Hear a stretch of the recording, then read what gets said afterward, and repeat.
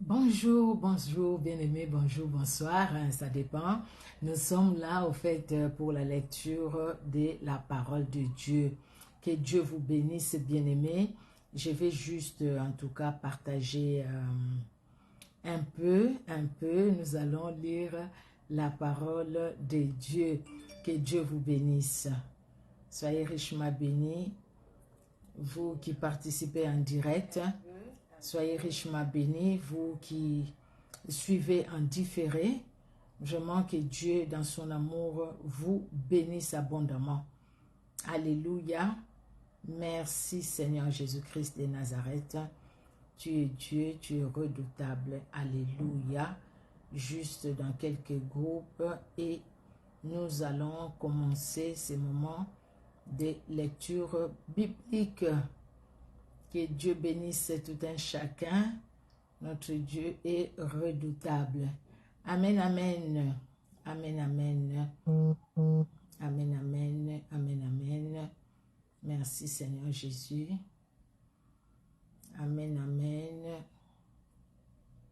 Merci le roi de gloire. Amen, amen. Merci l'incomparable. Alléluia. Notre Dieu est merveilleux. Alléluia. Que Dieu soit loué. Alléluia. Merci pour son amour. Merci pour sa bonté. Merci pour sa fidélité. Car il est Dieu. Il est redoutable. Alléluia. Merci le roi de gloire. Merci Jésus-Christ. Aucun Dieu ne peut s'égaler à toi, Seigneur. Aucun Dieu ne peut se comparer à toi, éternel des armées. Tu es Dieu au-dessus de tout, tu es vivant et tu es puissant. À toi l'honneur, à toi la gloire. Alléluia. Alléluia. Nous allons bien aimer commencer ces moments. Nous remercions le Seigneur. Merci pour les bien-aimés qui sont là, qui se connectent, qui vont se connecter. Que Dieu vous bénisse. Nous allons recommander ces moments entre les mains du Seigneur. Nous te louons, éternel Dieu notre roi, pour ce temps que nous recommandons à toi. Nous te prions, Seigneur Dieu de gloire, de prendre la conduite et la direction de ces moments par le Saint-Esprit. Car pendant ces temps, c'est toi que nous voulons écouter au travers de ta parole. Parle-nous, parle dans nos cœurs, par le Saint-Esprit, au nom de Jésus-Christ. Amen. Amen, amen. Nous sommes les 6 mains. Les 6 mains, les 6 mains. Nous allons lire pour les 6 mains, Nombre 14, Ésaïe 3 et Ésaïe 4, les psaumes 105 de 16 à 36 et les proverbes 14, 26 à 27. Nous commençons par Nombre chapitre 14. Hier, nous avions lu 12 et 13. Aujourd'hui, nous lisons le chapitre 14, qui est un peu long, mais bon, nous allons lire le chapitre 14. Merci Seigneur Jésus-Christ de Nazareth. Toute l'assemblée éleva la voix et poussa des cris, et le peuple pleura pendant la nuit.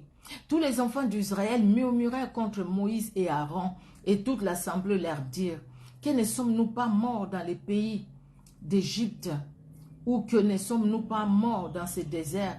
Pourquoi l'Éternel nous fait-il aller dans ces pays où nous tomberons par l'épée, où nos femmes et nos petits-enfants deviendront une proie? Ne vaut-il pas mieux pour nous retourner en Égypte? Là, vous comprenez les versets, les chapitres que nous avions lus avant, que nous avions lus hier. C'est quand Moïse va envoyer les gens pour espionner, au fait, voir un peu les pays où le Seigneur leur a donné. Et quand ils sont venus avec un rapport qui n'était pas bien. Au fait, bien parce que le pays est riche, mais le mal, il y a des fils d'Anak, il y a les géants. Alors, ils ont dit, à leurs yeux, nous sommes comme des sauterelles. Mais il y avait Caleb et Josué qui les encourageaient pour dire, allons-y, le Seigneur va nous donner la victoire. Là, maintenant, c'est tout Israël qui parle. Hein? Tout Israël qui parle pour dire, dire à Moïse ce que nous venons de lire. Pourquoi ne sommes-nous pas nés morts en Égypte ou dans les déserts que d'aller dans ces pays-là où nos femmes vont mourir ou tout ça? Vous comprenez, bien aimé? Donc nous poursuivons, nous sommes au verset 4.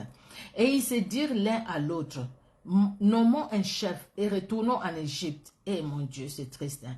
Moïse et Aaron tombèrent sur leur visage en présence de toute l'assemblée réunie des enfants d'Israël.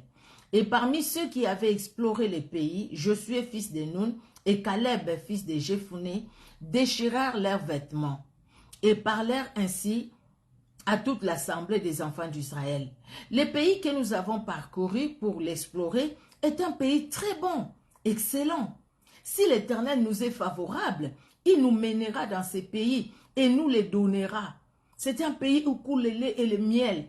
Seulement ne soyez point rebelles contre l'Éternel et ne craignez point les gens de ces pays, car ils nous serviront de pâture.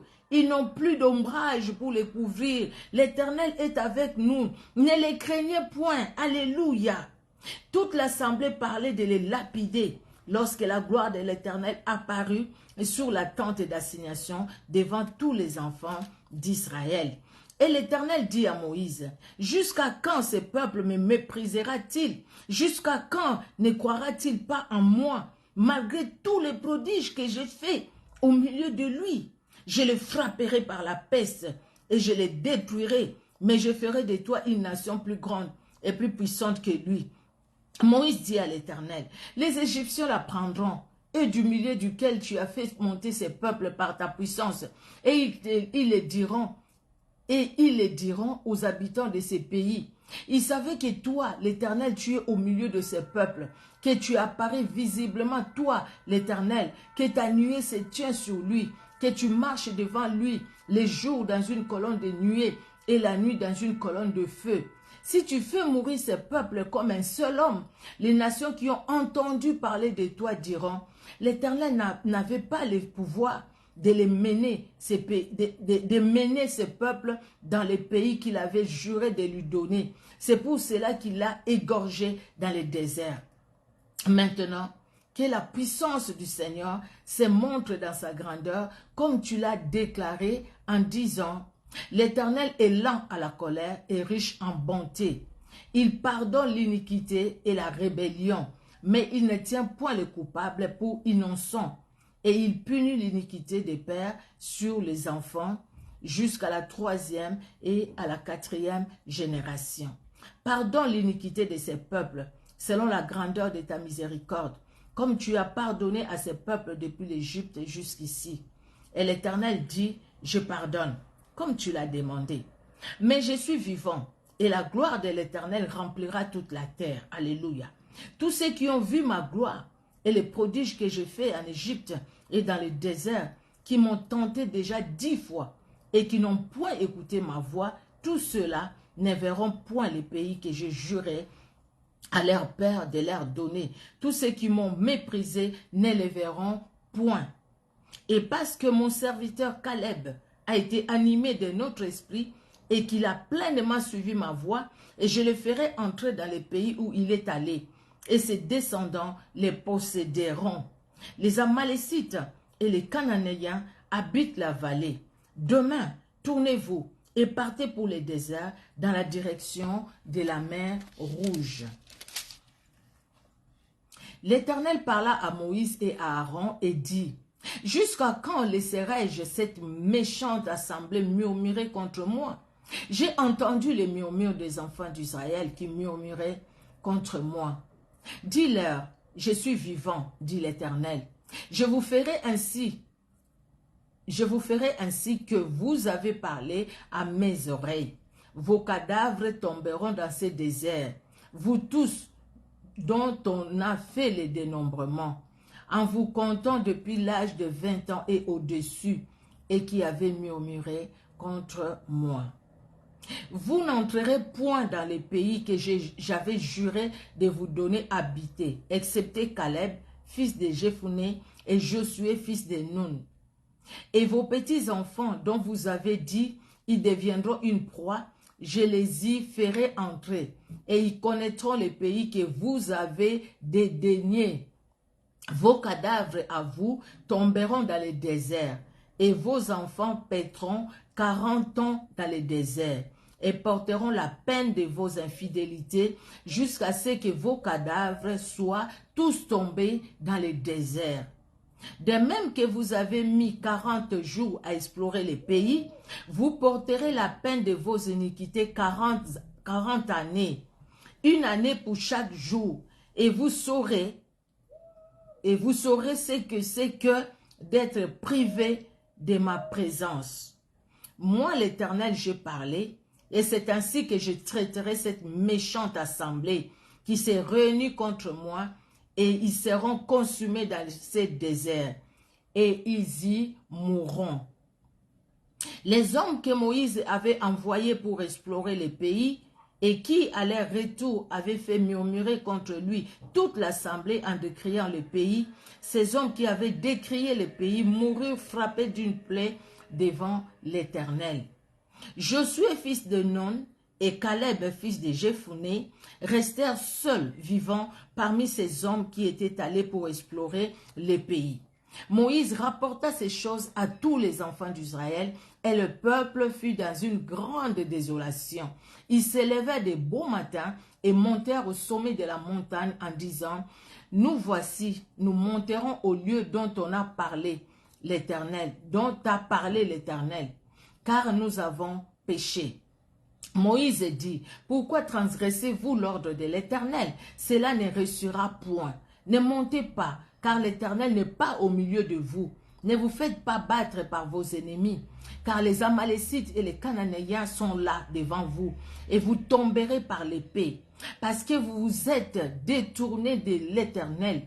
L'Éternel ne sera point avec vous. » Ils s'obstinèrent à monter au sommet de la montagne, mais l'arche de l'alliance et Moïse ne sortirent point du milieu du camp.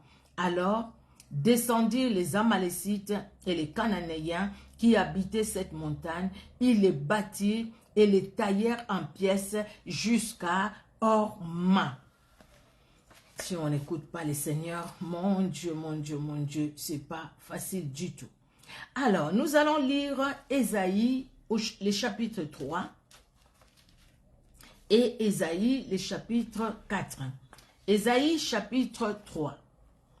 Le Seigneur, l'Éternel des armées, va ôter de Jérusalem et de Juda tout appui et toute ressource de pain et toute ressource d'eau. Les héros et l'homme de guerre, les juges et les prophètes, les devins et l'ancien, les chefs des 50 et les magistrats, les conseillers, l'artisan distingué et l'habile enchanteur. Je leur donnerai de jeunes gens pour chefs, et des enfants domineront sur eux.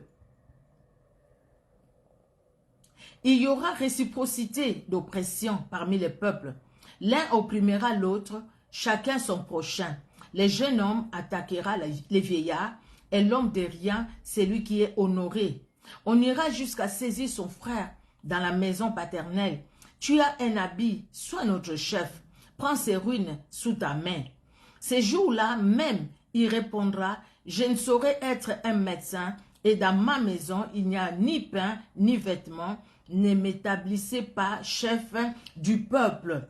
Jérusalem chancelle et Juda s'écroule, parce que leurs paroles et leurs œuvres sont contre l'Éternel, bravant les regards de sa majesté. L'aspect de leur visage témoigne contre eux, et comme Sodome, ils publient leurs crimes sans dissimuler. Malheur à leur âme, car ils se préparent des maux. Dites que le juste prospérera, car il jouira du fruit de ses œuvres. Malheur au méchant, il sera dans l'infortune. Le verset 11. Malheur au méchant, il sera dans l'infortune, car il recueillera les produits de ses mains. Mon peuple a pour oppresseur des enfants, et des femmes dominent sur lui. Mon peuple, ceux qui te conduisent t'égarent, et ils corrompent la voie dans laquelle tu marches. Le verset 13. L'Éternel se présente pour plaider. Il est debout pour juger le peuple. L'Éternel entre en jugement avec les anciens de son peuple et avec ses chefs. Vous avez brouté la vigne, la dépouille du pauvre est dans vos maisons. De quel droit foulez-vous, mon peuple, et écrasez-vous la face des pauvres? Dit le Seigneur, l'Éternel des armées.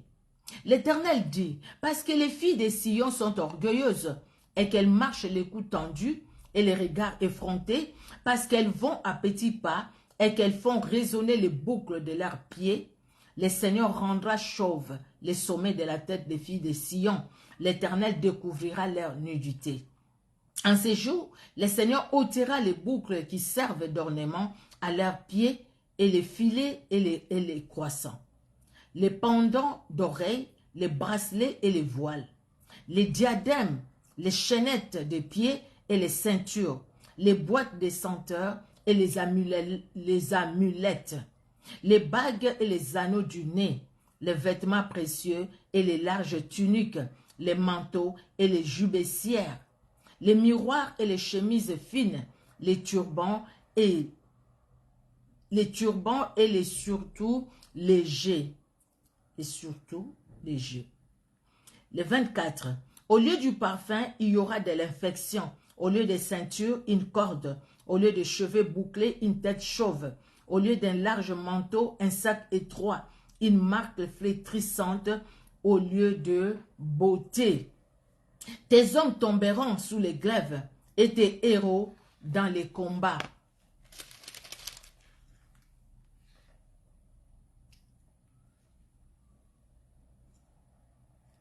Les portes de Sion gémiront et seront dans les deuils. Dépouillée, elle s'assiera par terre. Ésaïe chapitre 4. Et 7 femmes saisiront en ces jours un seul homme et diront, nous mangerons notre pain et nous nous vêtirons de nos habits. Fais-nous seulement porter ton nom. Enlève notre opprobre. En ces temps-là, les germes de l'Éternel aura de la magnificence et de la gloire. Et le fruit du pays aura de l'éclat et de la beauté pour les réchappés d'Israël. Et les restes de Sion, les restes de Jérusalem seront appelés saints. Quiconque à Jérusalem sera inscrit parmi les vivants. Après que le Seigneur aura lavé les ordures des filles de Sion et purifié Jérusalem du sang qui est au milieu d'elle par les souffles de la justice et par les souffles de la destruction, l'Éternel établira sur toute l'étendue de la montagne de Sion et sur ses lieux d'assemblée une nuée fumante pendant le jour et un feu de flamme éclatante pendant la nuit, car tout ce qui est glorieux sera mis à couvert. Il y aura un abri pour donner de l'ombre contre la chaleur du jour, pour servir de refuge et d'asile contre l'orage et la pluie. Quel Dieu compatissant que nous avons! Vraiment, c'est vrai, si les enfants agissent mal, ils parlent, ils dénoncent ces mal et il appelle toujours ses enfants à la repentance. Et quand ces enfants reviennent à lui, ils se repentent, Dieu étend ses mains, il ouvre ses mains, il les accueille et Dieu se révèle encore puissamment. Voilà, il dit, je serai là avec vous. Il y aura la colonne de nuée, les jours, il y aura la colonne de feu, la nuit. Parce que je serai avec Jérusalem, Israël. Comme aujourd'hui, il est aussi avec toi. Il est avec moi. Nous n'allons pas pécher volontairement. Mais s'il nous arrive de trébucher, de tomber, courons à lui. Il est miséricordieux. Il est compatissant. Lent à la colère, riche en bonté. Alléluia. Nous allons aller, bien-aimés, dans les psaumes 105, de 16 à 36. Les psaumes 105, voilà, des 16 à 36. Nous lisons la parole de Dieu. Il appela sur les pays la famine. Il coupa tout moyen de subsistance. Il envoya devant eux un homme. Joseph fut vendu comme esclave.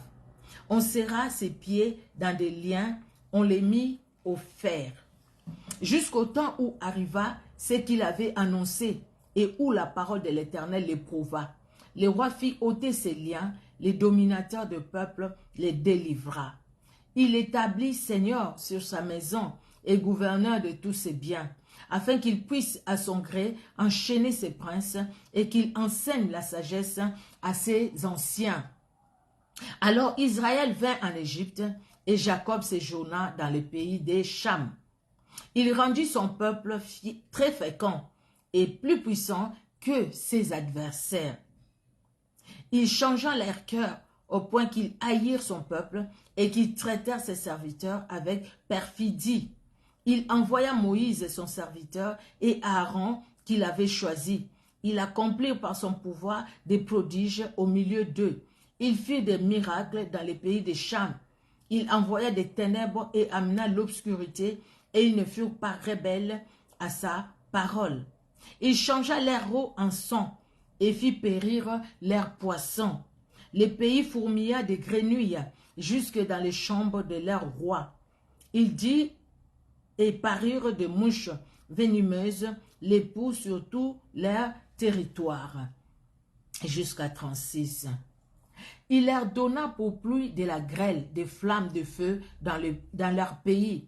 Il frappa des vignes et de leurs figuiers et brisa les arbres de leur contrée. Il dit et parurent les sauterelles, des sauterelles sans nombre, qui dévorèrent toute l'herbe du pays, qui dévorèrent les fruits de leurs champs.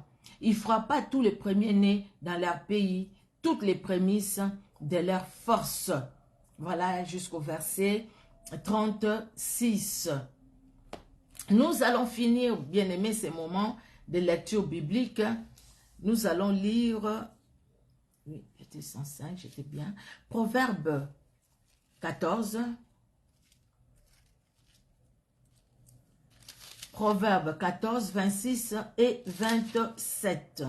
14, 26 et 27.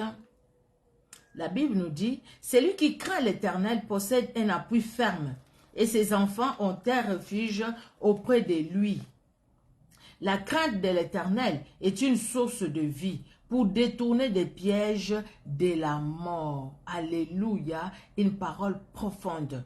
Celui qui craint l'Éternel possède un appui ferme. C'est vrai que l'appui ferme, c'est Jésus-Christ. Il n'y en a pas deux sur cette terre. C'est Jésus-Christ. Dans les siècles présents, les siècles passés, les siècles présents, les siècles à venir, il n'y en aura pas que Jésus-Christ. S'appuyer sur un homme, l'homme peut manquer, l'homme est limité. S'appuyer sur une organisation quelconque, l'organisation peut fermer. Les organismes, ça ferme ici. L'organisation peut tomber en faillite, manquer. Mais celui qui ne manque pas, c'est Jésus-Christ de Nazareth. Quelle belle parole. Bien-aimés, si nous marchons, si nous craignons l'Éternel, nous allons avoir un appui ferme. Celui qui demeure sous l'abri du Très-Haut repose à l'ombre du Tout-Puissant. L'abri ferme. L'Éternel est mon berger. Je ne manquerai de rien. Le bonheur et la grâce nous accompagnera. C'est lui qui demeure sous l'abri du Très-Haut.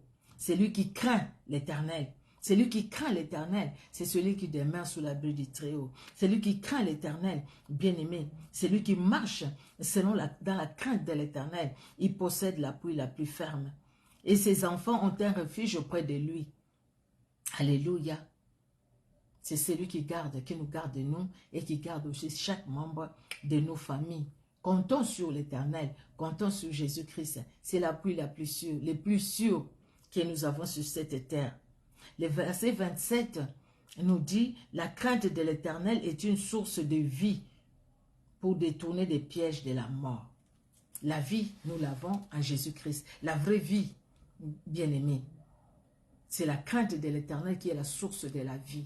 Nous marchons dans la crainte de l'Éternel, nous avons la vie. Bien-aimés, cette vie qui va nous accompagner juste dans l'éternité. Même si ce corps mourrait, mais l'âme continuera à vivre. Et l'âme sera dans le repos auprès de Jésus-Christ. Et ces jours-là, si Jésus-Christ revenait maintenant, nous aurons la vie. Parce que c'est la vie, ceux qui ont la vie de Christ, qui seront enlevés. Ce que nous avons, si cette vie passera. Mais la vie, la véritable, c'est la vie en Jésus-Christ de Nazareth. La vie que nous devons avoir en nous. Que Dieu bénisse tout un chacun de nous. On se donne rendez-vous demain pour la lecture de demain. Que Dieu soit loué pour l'opportunité qu'il nous donne jour après jour, afin que nous puissions ouvrir les Saintes Écritures. Moi, personnellement, ça me réjouit vraiment beaucoup. Ça me réjouit beaucoup, beaucoup, beaucoup. Quand je vois l'histoire des enfants d'Israël, Israël qui est notre horloge spirituelle, quand je vois l'histoire des enfants d'Israël, quand j'ai lu la parole, j'ai lu ce que Jésus-Christ a dit, ce que la Bible nous dit de Jésus-Christ, ce que la Bible nous dit de lui, ce qu'il a fait, ce qu'il est capable de faire, c'est ma force. C'est ma force, je m'appuie sur la parole de Dieu. Alléluia. Et c'est la parole de Dieu qui donne la foi. Et c'est la parole de Dieu qui donne la crainte même de l'Éternel. Que Dieu bénisse tout un chacun de nous. Nous allons prier. Nous te louons, Seigneur, pour ta fidélité. Merci, Père très saint, car ton amour est au-dessus de tout. Merci, Seigneur, pour ces moments. Et merci de bénir mes bien-aimés qui étaient présents en direct et ceux qui vont suivre en différé sur Facebook et sur YouTube. Bénis tout un chacun dans le nom puissant de Jésus-Christ. Bénis la famille de tout un chacun. Que nos enfants, Seigneur, parce que nous marchons dans la crainte de ton nom, que nos enfants, notre progéniture, Seigneur Dieu de gloire, soient gardés, couverts de toi, éternel Dieu souverain. Au nom de Jésus-Christ, Père très saint, que nous t'avons prié. Amen. Amen, amen, amen. Soyez bénis.